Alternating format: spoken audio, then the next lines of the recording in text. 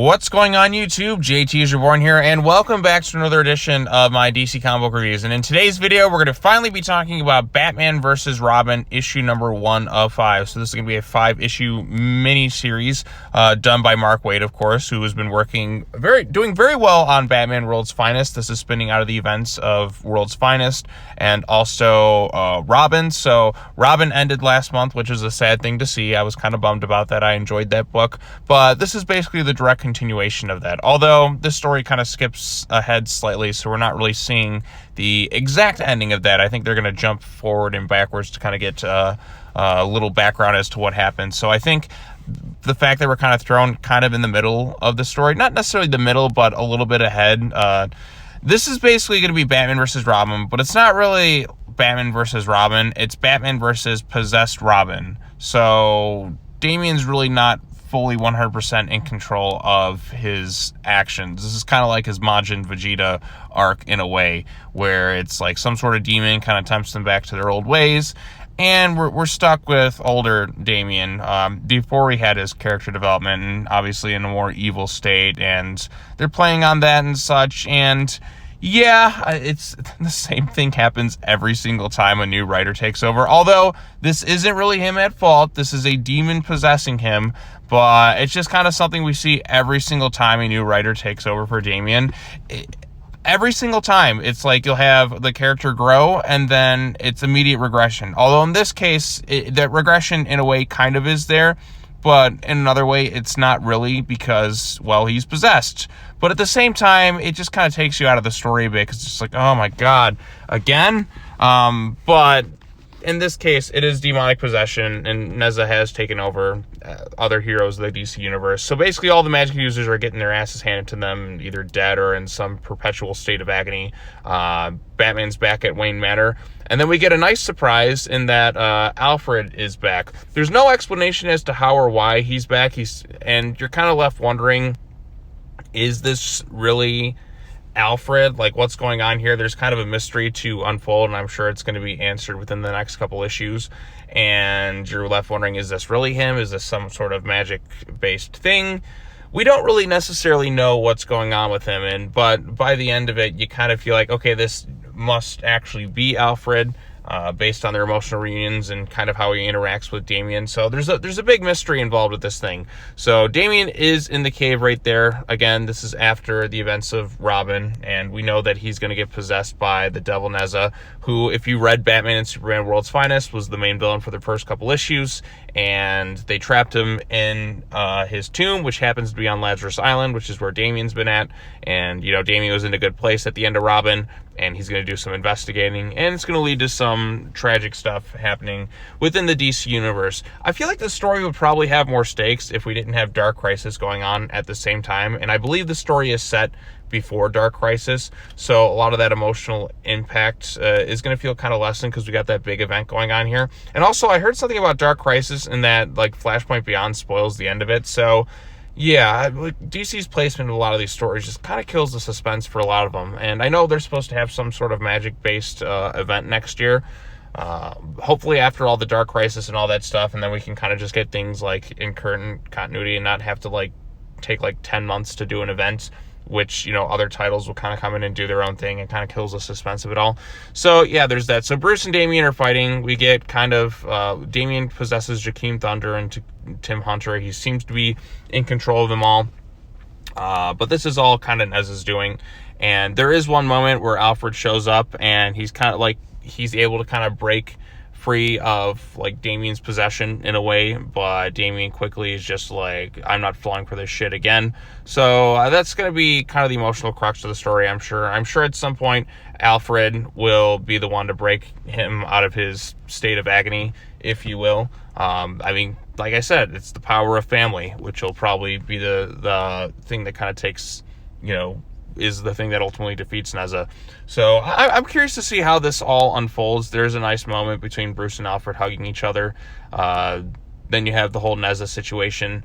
Batman is able to get a key from Zatanna, because Batman realizes kind of like right away that this isn't really his son in full control of his actions. He knows there's some sort of magic-based threat. He's just not entirely sure what it is, but he comes to find that all these other different characters throughout the DC universe are affected in some way. Constantine is, Zatanna is, and then the Etrigan, the demon. So something is going on. He's got to figure out the mystery of it all.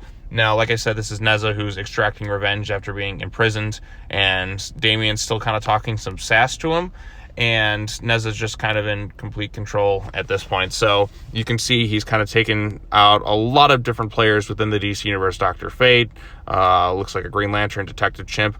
Pretty much everyone has been defeated by this thing, so naturally Batman will be the one to stop this unstoppable threat in some way.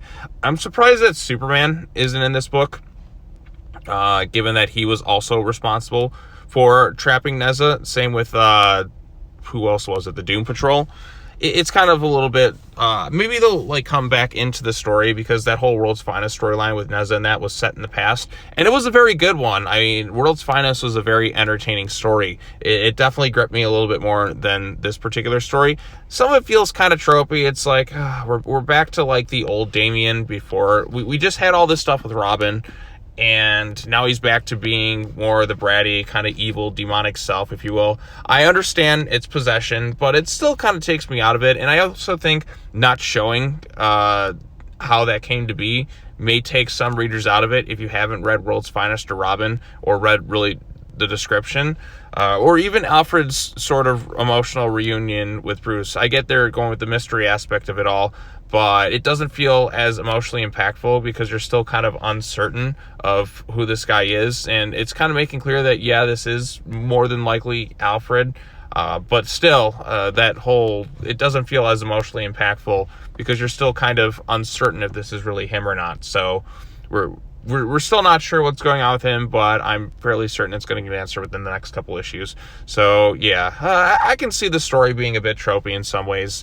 I mean, you have so-and-so possessed by a demon, family is going to triumph over that and find some way to defeat Nezha. And yeah, so I don't know. I was looking forward to this event because I really enjoyed what Mark Waid has done with World's Finest. But seeing how it's kind of written so far, and we're going back to, maybe because I just got Robin and it feels kind of frustrating that we're back to this Damian. I know it's possession, but there's still that lingering, every single time a new writer takes over, it's like we're back to square one again. But I understand it's possession, so it's not really the case. But still, there's still that little, we just did all this, why do we have to go back to it again kind of feel. Why can't Batman be the one possessed? That would have been a more interesting story. Somebody who's kind of like, I don't know, why can't it be Batman is the one to possess? Why does it always have to be Damian? It just makes it less interesting, I feel like. It's cool that Alfred's back, assuming it really is him, but I think it's made pretty clear by the end of the issue that it really is Alfred and he's back somehow, based on how he interacts and how he's not affected by the whole magic-based user stuff. So that's interesting, and there's some interesting pieces in play here to see how the story unfolds. I'm kind of mixed on the issue overall. There's some good stuff in here, but a lot of it just, it wasn't fully clicking with me like World's Finest was. I do appreciate these being longer issues, so things are allowed to kind of play out a little bit more, but I feel like it would have been better off if we actually started out with Damian getting possessed. I'm sure retroactively it'll make this issue a little bit better as we get into like how that situation sort of happened. But I feel like it would have been maybe the stronger move to start with that as opposed to this. I don't know. I'm kind of guessing of how the story is going to play out, but I think this could have been a little bit better. But yeah, we're back to here again. I don't know. This Batman vs. Robin storyline, it's just the Nezha stuff's kind of interesting because World's Finest was really good. But once again, we're back to Bruce and Damian fighting in some capacity. And yeah, like he's saying things that are kind of critiquing what Batman's kind of done and been as a father and all that other stuff. But it feels like we're back to square one. Yeah, it's possession. I know I've reiterated that 100 times, I'm sure, at this point. But it takes me out of it, if that makes sense. Because I'm just like, we've done this so many times before. Why are we back to doing this thing again? And, it's really possession. It's misunderstanding and all that stuff. So, I don't know. Artwork was pretty good for the most part. Although I do wish Dan Mora was the one doing the art for the story. Probably made it a little bit better, if I'm being honest. But the art itself was pretty good. Same with the colors in that. So, yeah.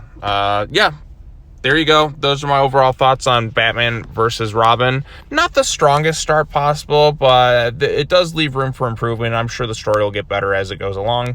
But considering how good Mark Waid's been on World's Finest, this is just kind of like the weakest thing I feel like he's done so far, outside of the Alfred and Bruce stuff. So, which even then, the uncertainty kind of, I think, lessens the emotional impact so far for me. So, yeah. All right, well, those are my thoughts on Batman vs. Robin. Kind of a little bit scattershot. I was really looking forward to this book, and I'm still going to read and review every issue of it. I just wish it was clicking a little bit more with me as the thing goes on. Maybe I'm just kind of tired of Bruce and Damian fighting at this point, but it's not really Damian in control, so... yeah, all right. Well, if you have any thoughts on the issue, let me know in the comment section down below. Be sure to like this video, share it with your friends, subscribe to the YouTube channel for more content, hit the bell for notifications and all that other fun stuff. Later on today, I'll be covering Batgirls, I think Urban Legends, and I did come to find out that there is another Dark Crisis tie-in, which I got to get to hopefully at some point today. I completely missed it. So, yeah. All right, well, that's all I got to say. As always, take care now. Bye-bye then, and I'll see you all in the next video. Peace out, everyone.